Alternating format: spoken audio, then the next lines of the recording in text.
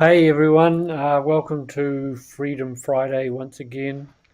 Um, Tony Knight, Krypton Knight here to extol a few more truths and about our world and the basis of our reality. What I try to do with these presentations is sort of give people more of an underlying objective truth so that it can help we can draw on that to create a foundation from that in order to make our physical reality hopefully flow in a better format. That's the really the idea of why I look at energy and why I look at these natural laws and things like that.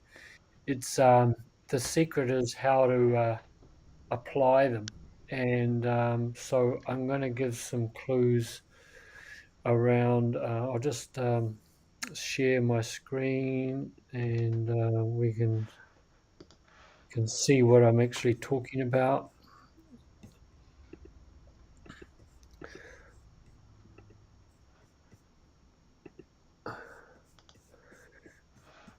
So here we go with.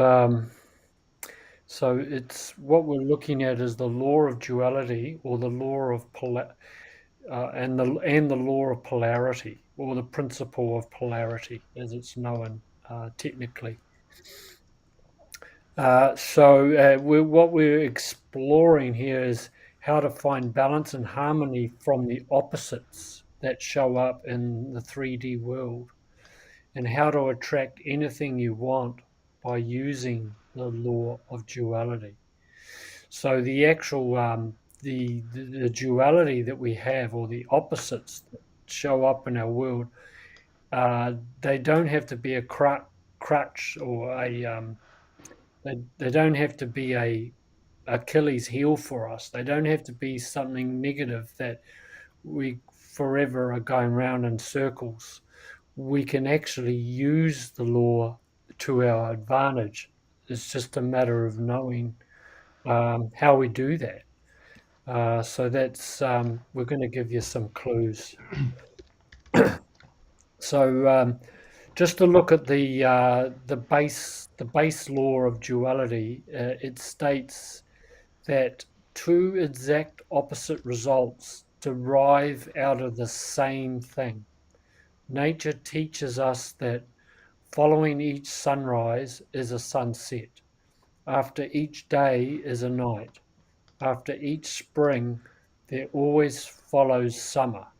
Each organism living shall one day be dead. So this is a law that principally applies to those in the 3D, the third dimensional reality, our base physical reality. And this is where people are when you can't move past the 3D or the resonance, that it's a frequency. If we can't move past that frequency, which is the lowest frequency, I might add, for physical human life to appear, then we can't really get out of the mouse wheel. We can't get out of the matrix if because the law of duality will always be playing to our disadvantage. So this is where we're going to explore that. So the duality in 3D arises from the oneness of source. Everything in the physical reality comes from a non-dual, from a unity type of consciousness. Source consciousness is obviously not dual; it's pure oneness. Now we can harmonize, but we can harmonize our 3D duality by reconnecting to source energy. So this is part of the trick.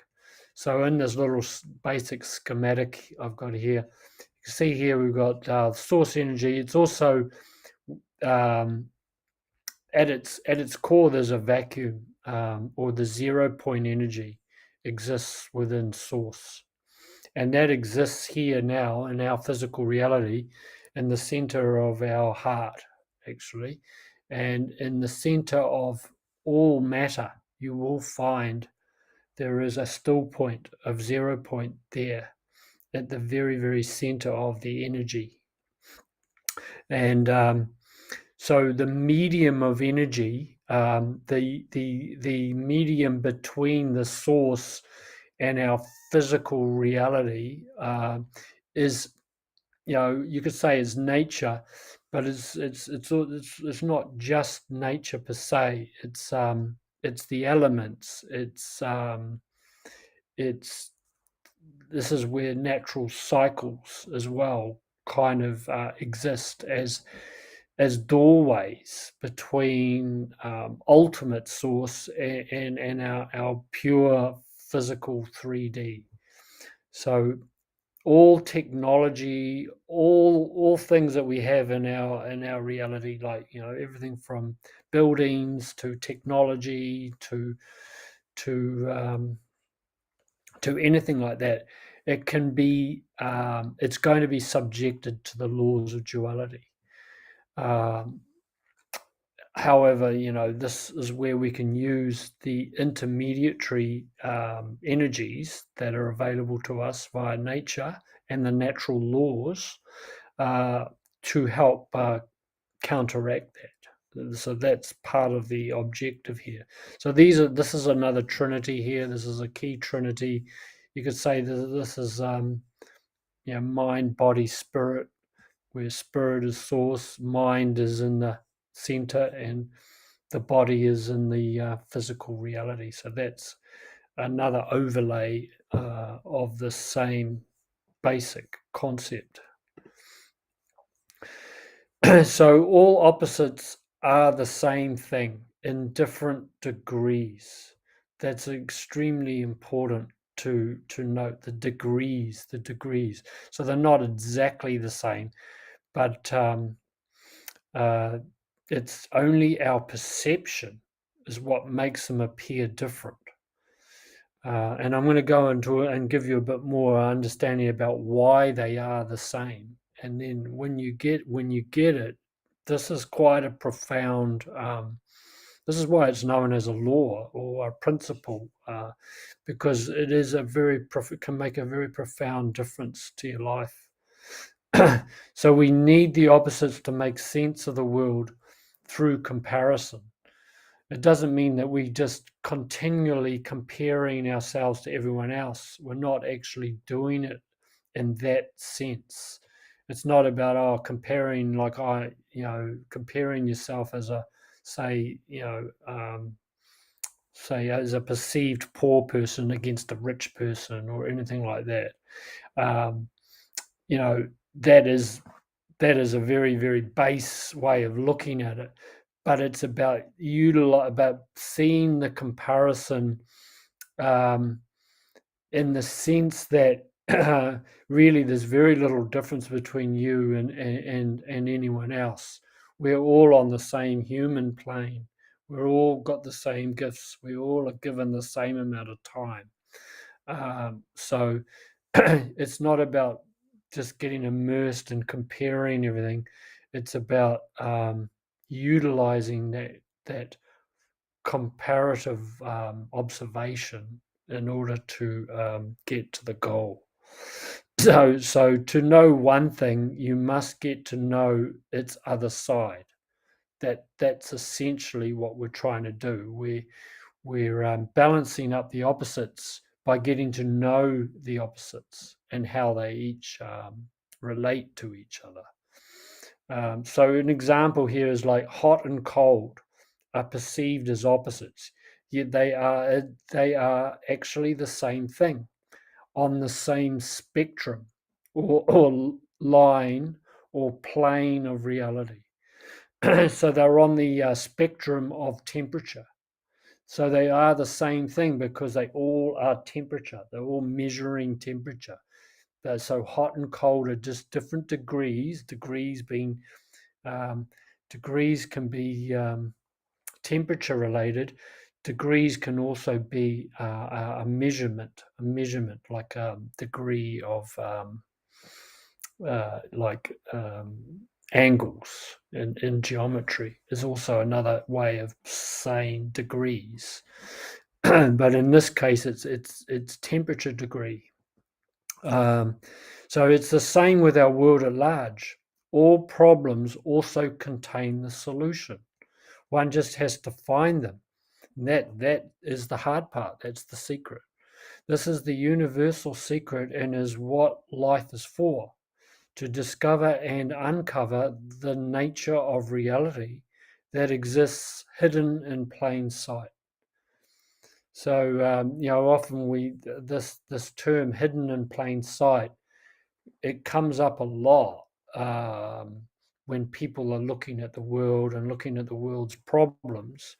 And when you talk about the opposites of, say, us versus the cabal, for instance, it's often said that they are hiding the evidence or truth in plain sight because they believe that that's what they have to do. And in many ways, that is what they have to do. Otherwise, they would never exist in power and control for as long as they do. If they completely withheld all evidence, that they wouldn't actually be able to exist in control the way they have for as long as they have, which is a complete paradox. But that's how it's hidden. The paradoxes are what hide um, truths that's right in front of our face. So when we understand the paradox, then it's not hidden in plain sight anymore. It's absolutely obvious. And so we have to get out of this polarization because that literally is what sort of veils our mind or our sight, if you like. So this law of duality is also known as the principle of polarity. The principle of polarity is one of the seven universal laws that was given by Thoth, also known as Hermes. So to quote Thoth in exactly his words, or this actually this has come from the Kybalion. Everything is dual. Everything has poles. Hence, everything has its pair of opposites. Like and unlike are the same. Opposites are identical in nature but different in degree. Extremes meet. All truths are but half truths.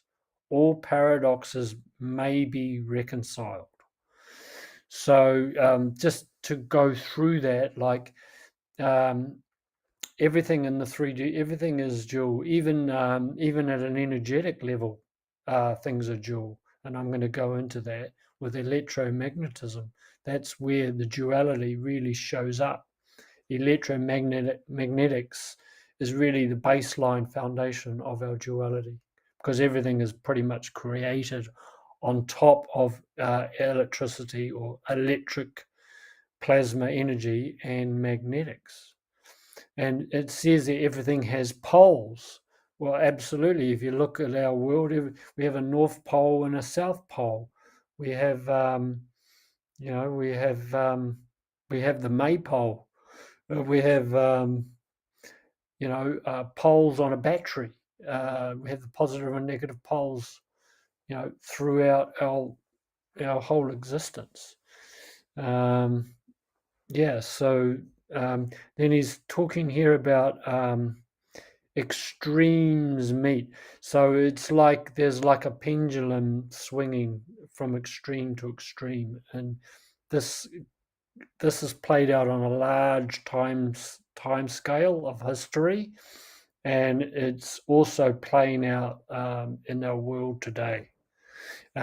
All truths are but half truths.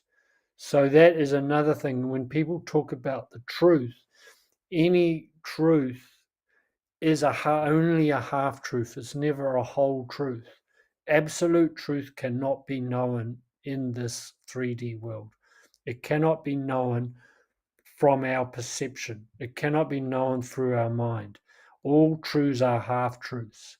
In other words, another way of saying that is I have my perception and someone else has their perception, and we all see the truth differently.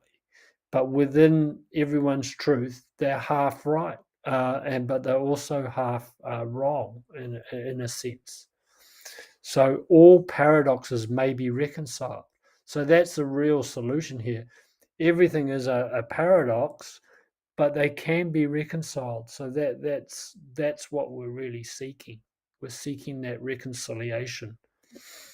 Um, in human existence, what you judge as being opposites are actually variations of the same thing.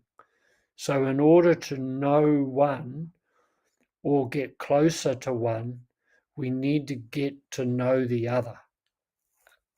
So, it means being counterintuitive. It means exploring that which, they say, exploring that which maybe others are fear to tread. They won't look at it. So we have to start knowing both sides of the duality to get to understand. And that contrast allows you to see the greater whole or the wholeness in all opposites. And that is really where, to me, that's really what enlightenment really is in many ways. When you can see both opposites as a greater whole, then there's no conflict. The paradoxes have been reconciled. We're in a complete harmony and balance, and we're kind of like, you could say, we've risen above the kind of duality play that's going on in the world, and we're just simply like, imagine yourself floating above it, and we're just looking from a witness point of view to the whole drama. And the drama is really predicated on opposites. It's predicated on left and right and up and down and good and bad and all of that stuff. So the positive cannot exist without the negative. That's another what I would say is an objective truth. It's not it is not a subjective truth. It's an absolute. It's not an absolute truth, but it's an absolute objective truth. In other words, it never changes. That is science. That is what electromagnetism is showing us. That positive and negative are existing together, but the positive, or the light, if you like, is coming out of the negative. The light comes out of the dark, and that's what a lot of people seem to miss. They just focus either all solely on the light or solely on the dark, and they're not actually reconciling the two. They don't understand the relationship between the two. So unity consciousness knows there is ultimately no good and evil. I say ultimately no good and evil, and I'm going to explain this a bit more. So same with hot and cold, here and there, up and down, they simply are. They just simply are existing. However, many times they are both, or they could be neither as well. So this is where it gets a bit tricky and people try to understand. But on a base 3D level, they do exist, but they will exist for people as either this or that, either or. And that is where we get into trouble. When we're in that reality, then of course they exist. They exist because the person perceiving them is taking that perception as reality. And there's a big difference between perception and actual reality.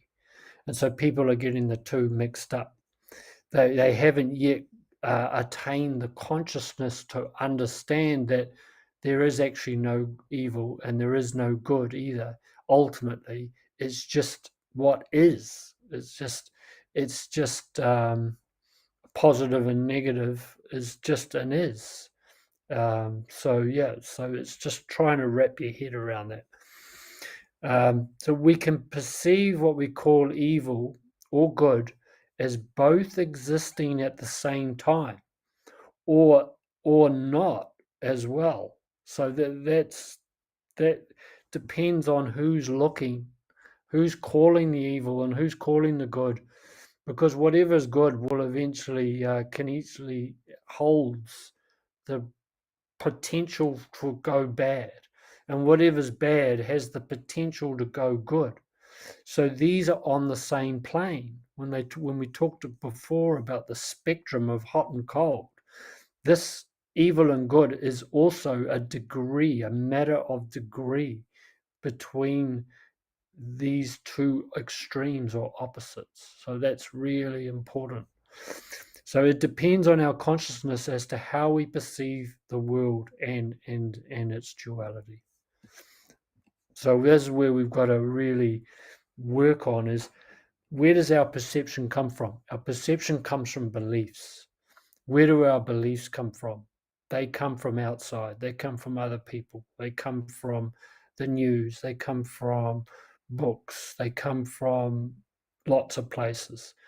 So it's how we're digesting information, what information we're digesting, and it's how we are perceiving it as well.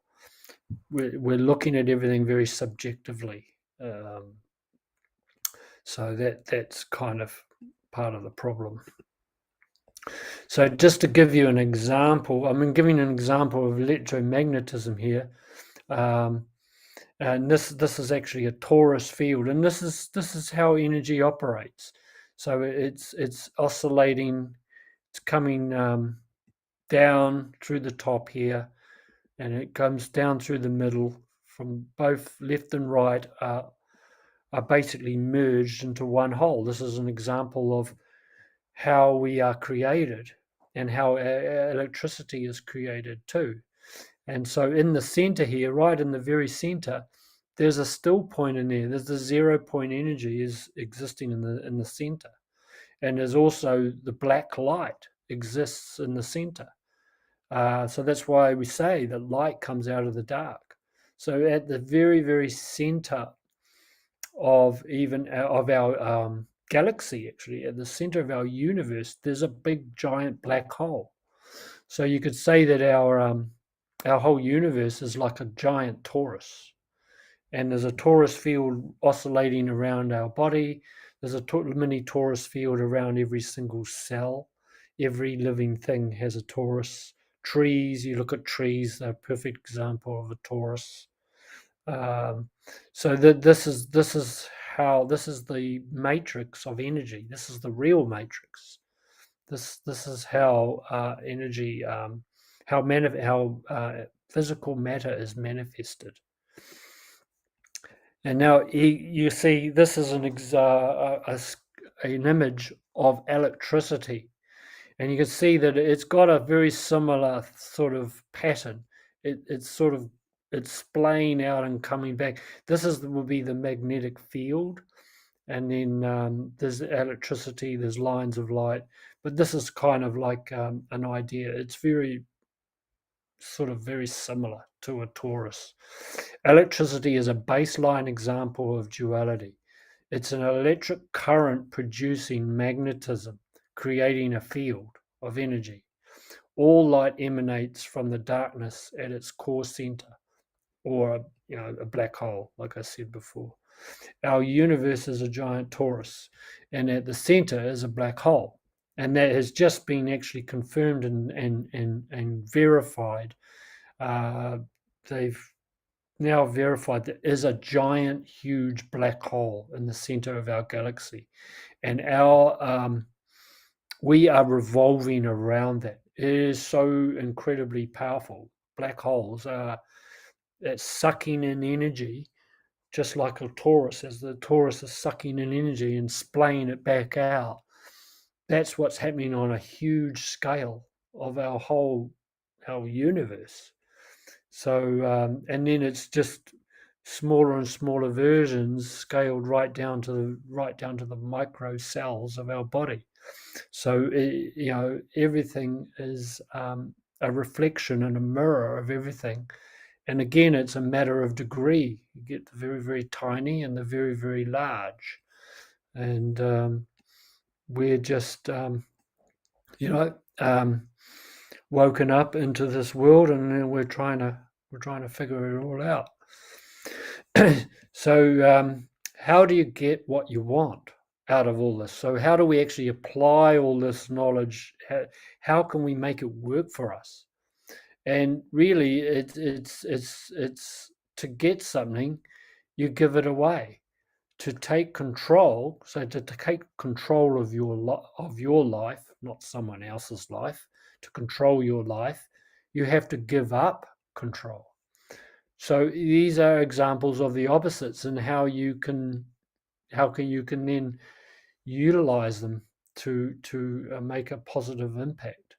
So to know what you want, you must know what you don't want. And sometimes that's the best place to look, is the process of elimination. That's what a process of elimination is about. You know totally what you don't want, whereas often we don't know what we want. So we have to go through looking at what we don't want and eliminate that off our list, and then you'll start narrowing it down. So to know truth, you must know what truth is not as well. It's very important. To gain freedom, you must use discipline and responsibility. So discipline is like a kind of opposite to freedom, because it seems very, it seems very hard. It doesn't feel free when you're in a disciplinary kind of mindset. It can feel quite constrained, and it can feel quite like you're a bit in a straitjacket, and it's challenging to find discipline. But by having discipline, that's how you get the freedom. So, in other words, by going through some tough times, that's how we can also find freedom. To see, we must unsee. To do, we must also be. So you can see what I mean. You get the idea. There is poles to everything, polar opposites to everything. We just have to have our eyes on both ends of the poles, basically. So note here, we don't necessarily need to look for the opposite to get what you want. But if you are seeking something you have not experienced, you will find it very hard, because you're trying to create something without any experience. You don't know what it is that you need to do. So, so the more you want, the more wanting you get. And if you do get it, you won't be able to see it, because you will not know or feel it, and therefore goes undetected. This is the linear 3D way. We are taught basically to just purely, be in a state of wanting all the time. And that is just not going to obviously get you what you want, because you're always in the process of getting there, but never actually arriving. And so this is why experience is absolutely key. And experiences, like for instance, travel experiences that take you out of your comfort zone, that give you a bit of a hard time, that make you have to think outside the square. That is why those people, if they really start to grasp it, it actually becomes exciting when you are faced with challenges, because then you've got some tools, you've got some experience in order to work out a solution. So whereas a lot of us, we live in a fairly comfortable life. If we're not being overly difficult, haven't been overly tested and had difficulties in our life, then those people can tend to be quite constrained in their outlook. So we have to kind of broaden our horizon and look at those things that really challenge us. And this is what gives us the experience and the strength in order to work through extreme challenges and polarization. So what we really got to do is we've got to collapse the 3D paradigm. I mean, the paradigm of the 3D is a very limiting one. It's why it's called the matrix, because it's an artificial matrix, really. Yes, of course, there are a lot of wonderful aspects to it, and it is our foundation, and it is our home, and all of that. So I'm not saying throw the baby out with the bathwater, but to just focus 100% on the 3D world will have you going round on the mouse wheel for the rest of your life. It's a very linear based program, and we can move into a higher resonance, which is a new paradigm, and that's what we need.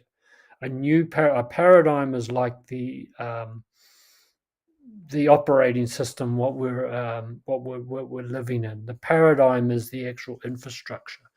The paradigm is the whole, the greater whole of the life we're living in.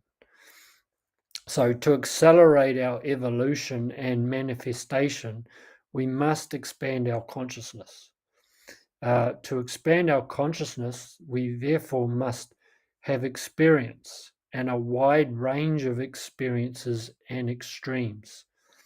I have been very fortunate. I've had many experiences in my life. I was very much try different things. I did a lot of travel. Probably the most incredible experiences I've had is on the road, traveling, backpacking, going to third world countries and things like that. And we had all manner of challenges come our way. And, it really, at the time, it was very disconcerting sometimes. Sometimes I was really stretched and felt, and even there was times when my life was even in danger. But, I got through it, and I look back on it now, and it's given me so much inner strength and a can-do kind of attitude. So it's been an amazing journey.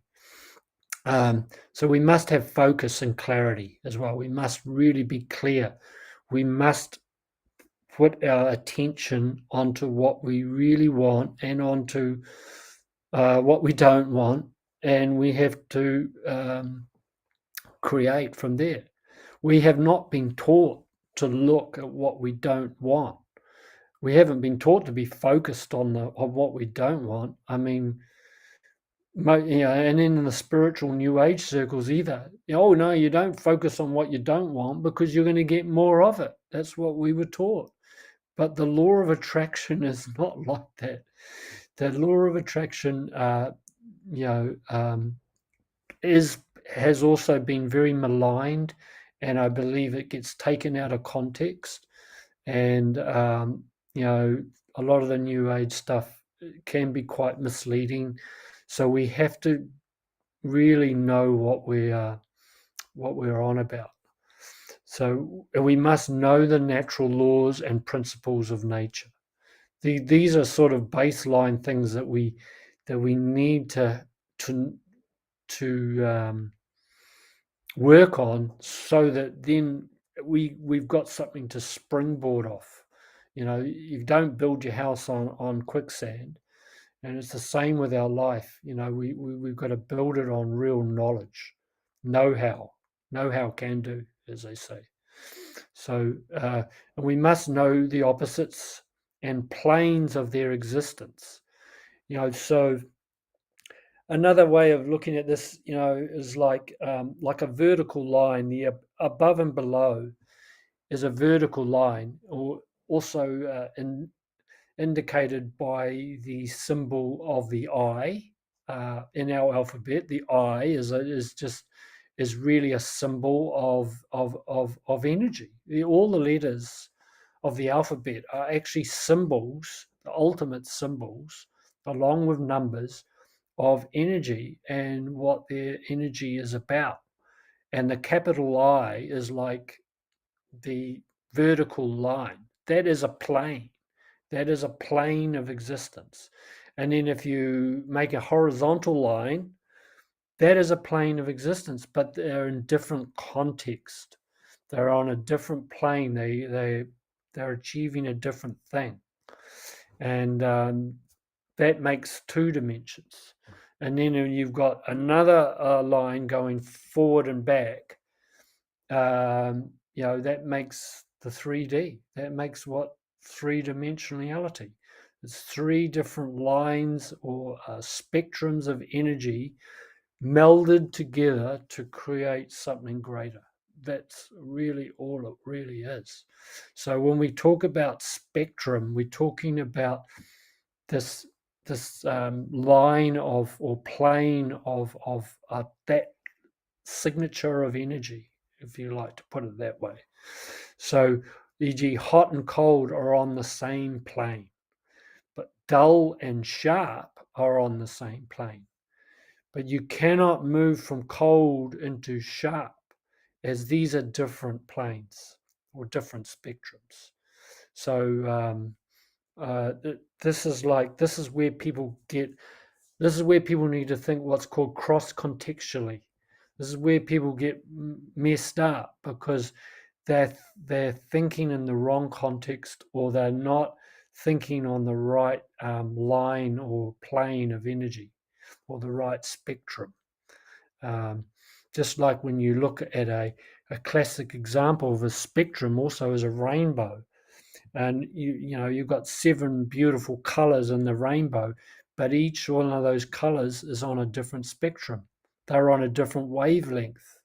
They're on a different resonance of energy. They're creating a different color. And so you can't call blue green. This is what we're doing. We're living in a world where the pot's calling the kettle black. We're living in a world where we're saying X is Y, and blue is black, and we're just getting all muddled up because we've lost connection to our conscious knowledge. So the follow-on from the principle of polarity is the principle of rhythm. Actually, these principles, these 7 principles, starting with the principle of mentalism, they all go in a flow. It starts with the principle of mentalism because what that is that's you could say we're in the mind of the creator. Everything is created on the principle of a mind type energy or thought. The idea of the universe was once thought, and then it came into being. So it's a type of field. Energy field is like it's not a mind and like our brain or anything like that. This is like a mind is the energy field. Just think of it like that. And so it started with that, and then it went through the law of correspondence, which is as above, so below. So and then I think it's the law of what was the next one? Vibration. I think the law of vibration. Anyway, the law of polarity.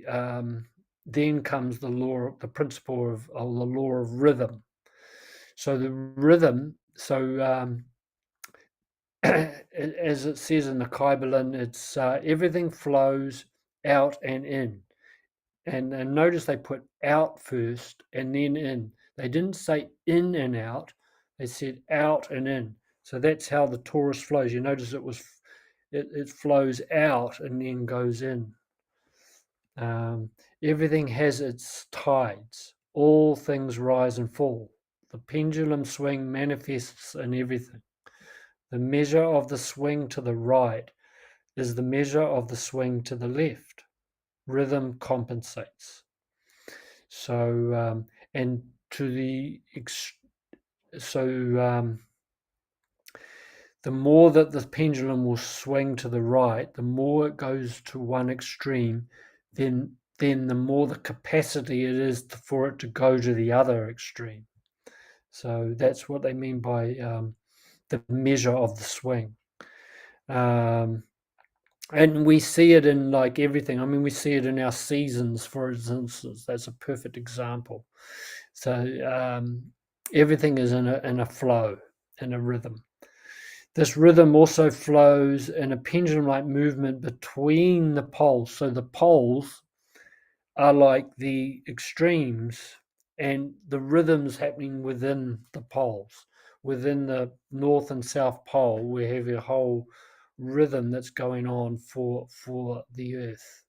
For instance, within the poles on a battery, you've got a certain rhythm that's going on that enables that battery to work. And then you've got forward and back, to and fro. There's many different examples. Whoops, sorry. So the key here is to understand what spectrum you are on, as previously mentioned. To take it further, darkness or evil will come into light. So light and dark, or evil and light, are on the same spectrum. And so again, it's just a matter of degree as to where we're at on that spectrum. Fear will come into love. Fear and love are on the same spectrum. Depression and inspiration are also on the same spectrum. So if someone is depressed, they have the great potential to come out of that and into real inspiration. No one is destined to stay depressed for the rest of their life. No one's destined to be fearful for all your life. No one is absolutely evil, and if they are exhibiting evil, they have the propensity to come into the light as well. So the key is patience, being in an allowing state, and witnessing, not forcing. This takes real patience and real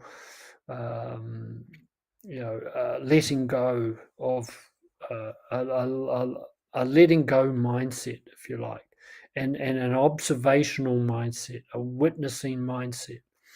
And the best place to do this, I find, is in nature, because when you're in nature, it helps you to allow and witness. It helps you to be patient, because the beauty, the energy of nature, it'll hold you in its energy. It will almost caress you in its energy, and you can be one with the birds and the trees and the earth. It allows you to just come into your own being if you give it time, and if you actually do it. If we're racing around like we are in our life, we haven't got any time to come into stillness and actually work on any of this stuff. And so that's why they like to keep us busy and keep our minds distracted all the time. So here's another example of the spectrums that I'm talking about. Each spectrum is like a different element, or as I said, it's a context. And these contexts could be on your mind, or could be thought-based, mentally based. It could be an emotion, it could be a physicality, or time and space. These are all different spectrums. So Here's a spectrum of color, if you like, which is really, a type of it's light. Really, it's on a kind of a light spectrum, black and white, dull and sharp. You can have a dull mind, and you can be a sharp mind. You can have a dull knife and a sharp knife. Um, Fear and apathy, with hate. It's got hate here in the middle, and love in the ultimate. So that's really an emotion, and it's emotional down here, but in the love end, it's feeling. It's an ultimate feeling of love. In fact, it even goes beyond that. True love is pure. It's pure creation. Um, Love is what holds the earth in its in space on its axis. Love is what created us. Love is the ultimate, energy, really. And then you've got here like cold and hot that we talked about, um, and depression, and then you've got a lot of demotivation in the middle. And then over here you get motivation, elation, which can go to inspiration and joy. So just that just sort of gives you an idea of the different spectrums that we can be living on. Now, I thought this came to me when I'm doing this. As I'm doing this, I thought, oh my God, the blockchain is exhibiting exactly the same principles, and I had to bring this in because this is very relevant to a lot of us when we're looking at our crypto. And a lot of people get polarized on the CBDC, and they get polarized that, on all these nasty things that they're going to do. And apparently it's a scam. A scam is just another spectrum from scam to abundance, if you like. It's just another degree, and it's our perception. It's just pure perception. But just like a centralized CBDC blockchain is on the same line or spectrum as a crypto that is based on a decentralized blockchain that's serving humanity. That's an absolute fact. Open source code allows us to easily slide along on the scale from a code that enslaves one to code that provides a greater degree of freedom for humanity. So the secret is in the code, and the secret is in the people that are actually creating that code. And while we have these few hundred people really controlling this centralized world, they that is just temporary. It's just a temporary thing. Eventually, the truth that is coming out and the awakening that is happening, eventually they will just get dissolved, just like dew will dissolve when the sun comes up. It's just a temporary thing to teach us that we need to wake up. That's really what it's teaching. They are teaching us the absolute need now for us to raise our consciousness once and for all. It is the people who are awakening and have experienced and know permissioned slavery. And I use that phrase intentionally because it is permissioned slavery. We are giving our permission. We're giving our permission for the rules and regulations in this world, the banks, everything is permissioned. It's our consent. We're giving our consent. But however, we are now moving to a permissionless freedom. We shouldn't have to give our permission to open a bank account. We shouldn't have to have permission to do a lot of things in this world. And this is why we need consciousness. And this is why I believe why we need blockchain right now, because the blockchain, excuse me, I've just got to plug in my computer. The blockchain is enabling the permissionless technology has come into fruition now. So we can set up a wallet without having needing permission, and we can start taking our power back because we don't have to give consent to a system that's not serving us. We can start putting our attention into something that is serving us. So ideally, if these people understand technology like blockchain, or even better, they are creating the technical code, then their energy, focus, and attention will naturally be on helping awaken freedom. So the more of us that participate with that awareness will inevitably create it through the law of attraction. The mass adoption will come because the mass people see it. So basically, what we've got this world now where people will only believe something if they see it. And it's to create something, we need to have it the other way around. We need to actually believe it first, and then know it, and then we can see it. But if people are the 3D dwellers who are completely oblivious to what's going on in the world, they will not move until they see it right in their face without any undeniable argument. And some could say that, well, surely they could see it now. You would think that people can see what's going on, but they can't, because their mind is split and polarized. Their mind is in one side of the duality, and they're in a Hegelian dialectic. They are believing the line that they're giving them, that they've taken the blue pill, if you like, and they're just completely it's hidden in plain sight. It's right there in their face, but they can't see it.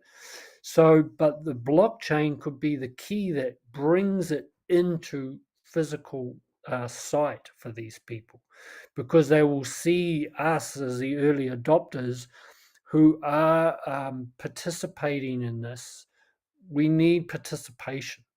We need more awake people who are utilizing technology on the good side of the scale, so that then others like this, the other people, the mass people, they cannot argue. Then they will see it. We will be producing the proof, and that's what a lot of people show me the proof. Show me the proof. Well, they don't realize that we have to dig in there, and we have to we can be the proof. But this is where it's this is where it's difficult for a lot of people. But this is this is where I see it. The blockchain needs to be evolved. It needs evolved, and it needs more awake people using it and creating it.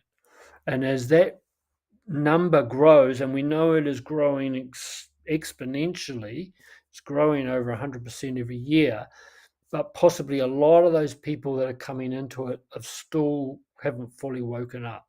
There's still a lot of tire kickers in there as well, or a lot of people who are just wanting to get rich quick. They haven't got the consciousness about really what blockchain is about. And you could apply this to any kind of technology, not just blockchain. Anything, from power generation to healing technologies to any area of life. We actually need to go into the basement, and we need to understand what's happening under the foundations of our house in the basement. We need to get a handle on what's happening in there, the energies, the source of where everything comes from, understand the natural laws, and then we need to bring that knowledge up into ground floor level, so that then everyone can see it. That's kind of essentially, I think, what the early adopters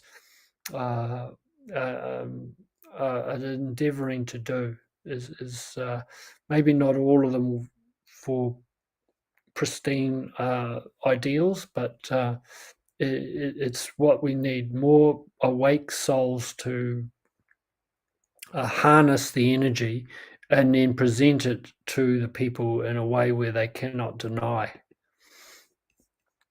So the more pain we can feel, the more pleasure we can feel. So this is the extremes of opposites again. We cannot be more sensitive to pleasure without being more sensitive to pain. This Alan Watts said this. He was an amazing guy. And so yeah, it's absolutely true. This is the pendulum of extremes again. And we need to widen, in many ways, we need to widen those extremes so that then we can really know and experience what true pleasure and pain is. And then we can sort of be somewhere in the center. It's all about being in the middle point. And I just a final slide is I just brought up this principle of gender, which flows on as well after I think principle of gender goes in after the principle of rhythm, but this is a principle of gender is another sort of example of poles and what's been and the duality and how that's also being used against us right now. The gender refers to masculine and feminine energy, divine masculine and feminine energy, actually. Um, Father and mother means creator energies. That's really what father and mother are. They're creators, just different aspects of creation, but together it's what manifests. It's also, you could say, father is the electric and mother is the magnetic. So electric is masculine and it's directional. It's about doing stuff. It's about thoughts, plasma energy, which we are plasma beings. There's a real masculinity to that. But when you're thinking, you are thinking that is setting you up on a directional course. It's what thoughts do. They're like a GPS. Whereas with the magnetic is feminine power. It's about being. It's about feelings rather than thoughts. So again, mother and father, masculine and feminine, electric and magnetic. These are poles, right? But they also refer to gender, and that out of this comes man and woman, right? It refers to the polarity. Men and women are opposites, yet on the same spectrum of humankind. So, yet what's happening is we're seeing how with the transhumanism movement, it's very sad to see what they're trying to do is distort this. They're trying to, turn men into women and women into men. It's fine. I'm not against. I'm not a homophobic guy. People generally want to be gay. That's their choice. If they want to be, like that, it doesn't matter to me, but that's their choice. But when there's a narrative being pushed behind it and trying to groom young kids to question their own gender, that is where it crosses the line as far as I'm concerned. So this is what we've got to be aware of. We've got to be aware of what's happening in the world. So another example of how this principle has been skewed is to create. It's basically the idea is to create an artificial world where we forget our origins and our true biological makeup. It's bio being life logical. That's basically what it means. And so we've got to get back to the basis of what life is predicated on. And to go into a fully artificial world as opposed to a natural biological world is going to be an absolute disaster. I don't. I'm not against obviously using some of the technologies. That's not been a totally artificial world. We use technologies. We don't immerse ourselves completely. And artificial intelligence has again, it is on a spectrum of extremes, and there's a benign side and there's a nefarious side. So once you see that spectrum, that line, then you could start applying it to so many areas of our world, and you will see, then you'll not only just see it, you'll know it and experience what's happening here. And then that gives us the energy and the tools to be able to, be a conscious objector to that kind of stuff. Yeah, so that's it for this presentation.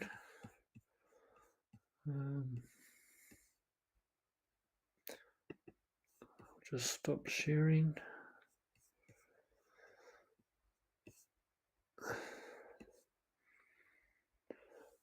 Yeah. So it's a little bit. I'm trying to keep my presentations to an hour these days, just so I know it can go on a bit long. What we can do is we can break it down, and we can do mini workshops on some of this stuff. Yeah. There's a lot to it. So, any comments on that, Gerald? Anything that Oh, well, yeah. came up? It's interesting that in we talk about the chakras, and so you've got your base chakra, your sacral chakra, the second one, the third chakra, the chakra of power, of drive, ambition, will, the fire chakra, and then the heart chakra, and then the throat chakra. But we don't often talk about the throat chakra. And from my how do you say, my lineage, it was explained to me that the throat chakra is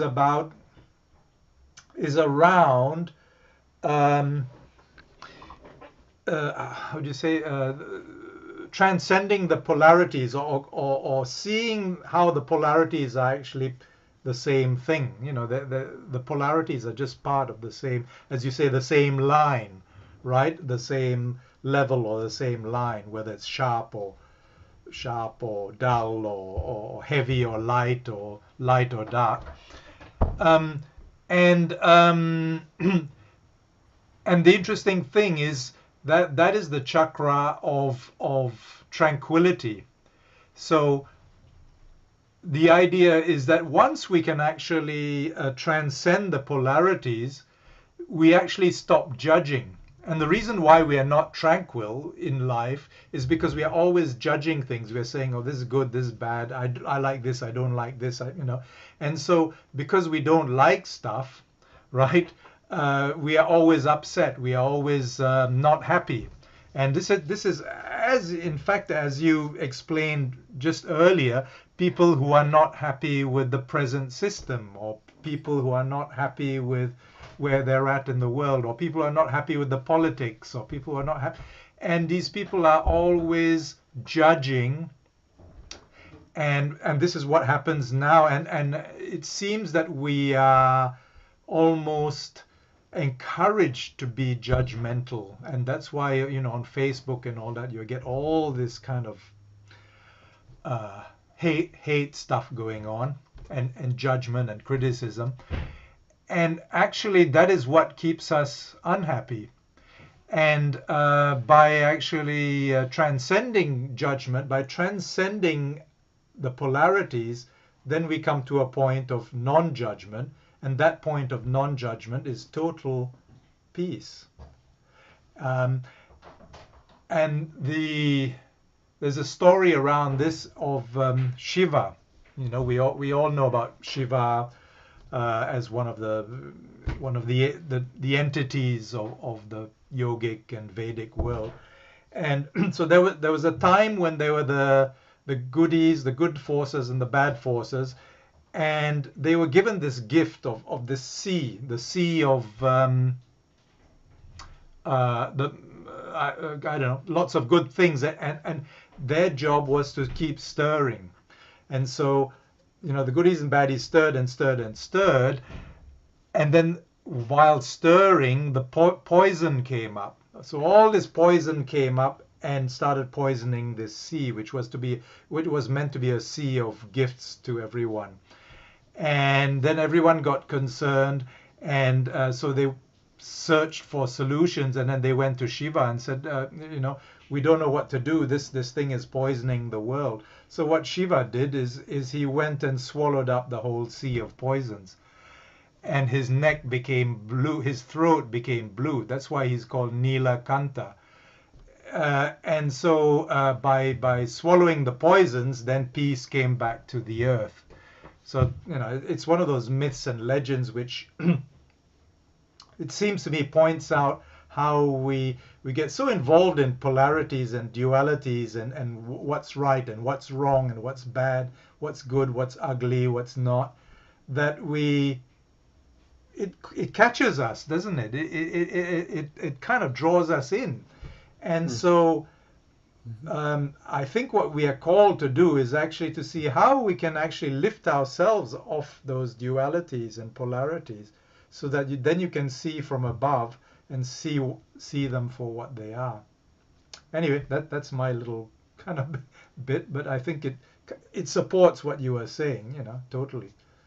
Yeah, yeah, it does. Yeah, it does. I mean, we can look at it on many different angles, and we have to do that till it really starts to sink in. We need different perspectives Mm, and angles of looking at it, so that then it starts to, it takes a while to sink into our minds, because we've been so conditioned to be what I call surface dwellers, yes. and just simply, you know, operating on a very limited plane of existence. Mm, And we're taught to memorize things and repeat them back. And, we're taught about different things that really don't have any real application in the world. I yes. mean, once it did, education was all predicated on numbers and energy and real Yeah. science. Yeah. Not now. So yeah, we're breeding a whole bunch of people that are just, fed a whole bunch of garbage, Mm, and they're going to grow up into people who, possibly might not be, you know, able to get out of mm, of that mm. rut. They're It, gonna, it, it is a rut. It's but there are a lot of kids being born now that are pretty much awake. yeah, yeah. On the There other is, hand, yes, I agree. on the other hand, there is, and again, it's like what I was saying before. Under great pressure comes great things, and Mm, so I mm. think this is where we're being squeezed now, on every level, because this is what will make humanity into the in our evolution will be made through this forging that's going on now, and ultimately, it'll be the absolute survival and the thriving of humanity. Yeah, Uh, we yes. just haven't seen that yet, and it is going to come at a cost, at a physical cost, at a physical life cost, and that's really, heart wrenching. That's the hard part. Mm, Um, but when you see the damage that the needle is doing to people, it's quite heartbreaking, actually, when you look around. yeah. And I'm hearing more and more and more stories now. It's building on top of each other to become a calamity. But this is what is happening, and we can't deny it. We can't bury our head in the Mm. sands. Yeah, and possible, and the only thing you can do, or I can, each of us can do as a person is we have this tendency to criticize. So we say, oh, so and so is not doing the right thing, or you don't know what you're talking about, or so and so is ruining the world, or whatever. But the only thing you don't really have control over that. And however, people have got into this rut of sitting by the sidelines and whinging and wailing, you know, day Mm. in, day out, and then they go onto Facebook to give them more fodder to wail about.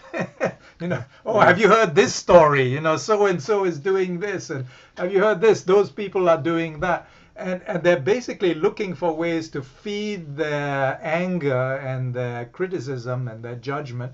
And I think the only way out of this for us as a group of people here is to think every time you feel critical, and this is something I try and I'm trying to do with myself. It's very hard sometimes, but every time I feel critical, I see if I can catch myself and see where's that coming from. Is it coming from the truth, or is it coming from a point where I'm actually feeling victimhood, or and see how I can actually get past that feeling of criticism and Mm. to a higher point where whatever it is I'm criticizing becomes part of this continuum of this duality, and then I can see it for what it is. I Yeah. think That that's an well, that's important. Yeah. that's part of the real work. That's the witnessing. That's where the Mm, witnessing of mm, ourselves can then once we catch ourselves, then we can do something about it. When it's happening unconsciously, and we're going about our life without any yeah. awareness of all the unconscious things we're doing or saying or thinking, Yes. then nothing's going to change. Nothing will Yes. change until we change. In fact, one of the spiritual exercises I've seen here and there is see if you can go 1 month without being judgmental. See if you can Oh, go 1 day without being judgmental.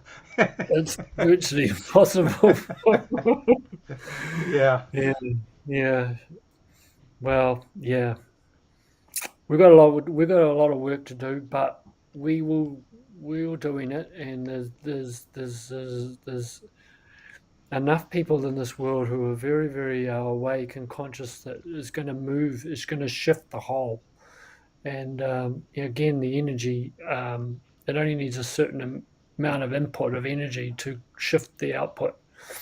And I think that the world will become quite a different place in the Mm, next few years, and we need to, we need to have the strength and understand how to deal with duality and polarity.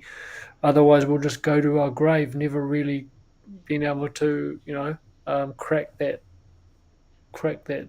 lesson. mm, mm. It's such a big one. That's so. I mean, see it so much in the crypto type community. I see it so much in social media. When I talk about crypto, it's either a scam or a Ponzi or a get rich quick, Yeah. or Yeah. it's some people who see it the way we see it, where Yeah. it's like assisting humanity. But we need all hands to the pump in order to make that happen. Yeah. It's not going to just, if everyone just throws stones at it and calls it a scam and doesn't get involved, well, they're actually adding to the problem, and they're going to get more of what they really don't want. Mm, mm. So, Yeah. yeah, so we're at this crux point in the world now, and It is. Yeah. we just need now to put our big boy and big girl pants on and get on Yeah. with it. Oh boy. Well, yeah. Anyways, thanks, thanks, Gerald. Yep. Thank you, Yep. everyone, Thank for thank you, coming. Tony. I Thank you, hope that everyone. I try to hopefully make it worthwhile and for your time, as I appreciate people's time. It's a very valuable resource, Mm, mm. And it's going to even become if it more and is an more illusion. valuable. Yes, becoming more valuable and more Yes, critical what we do with our time. Yeah, absolutely, yeah, absolutely. cool. Awesome. Well, All all right. right. Well, Well, have have a a great great weekend, weekend. everyone. Yeah, Yeah, we'll talk soon. thanks. Bye. Yeah. See